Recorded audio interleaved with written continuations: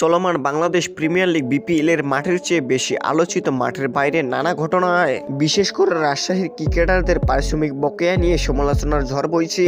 কিন্তু এই ইস্যুতে এবার মুখ খুললেন ফরচুন বরিশালের তারকা ক্রিকেটার ডেভিড মালান বলেন যে আমি আমার দল নিয়ে বলতে পারি আমাদের দারুণ একটা দল আছে, যেখানেই খেলেন না কেন মৌলিক বিষয়গুলো ঠিকঠাক থাকতে হবে।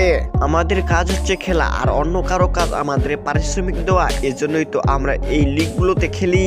আশা করি ভবিষ্যতে এমন সমস্যা আর হবে না, এটা খুব সহজেই নিয়ন্ত্রণ করা সম্ভব।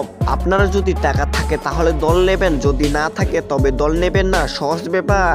এখন পর্যন্ত আমি যা চুক্তি করেছি সব ঠিকঠাক পেয়েছি, তবে শুনছি অন্য দলে সমস্যা হচ্ছে, এটি অবশ্যই হতাশার। আমার দায়িত্ব হলো পারফর্ম করা এবং দলের জন্য শতভাগ দেওয়া, আর মালিকের দায়িত্ব হলো চুক্তি অনুযায়ী ক্রিকেটারদের প্রাপ্য নিশ্চিত করা।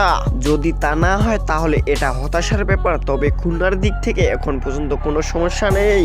তাই তো ম্যাচ শেষে কেমন লজ্জা দিল দুর্বার রাজশাহীকে ডেভিড মালান।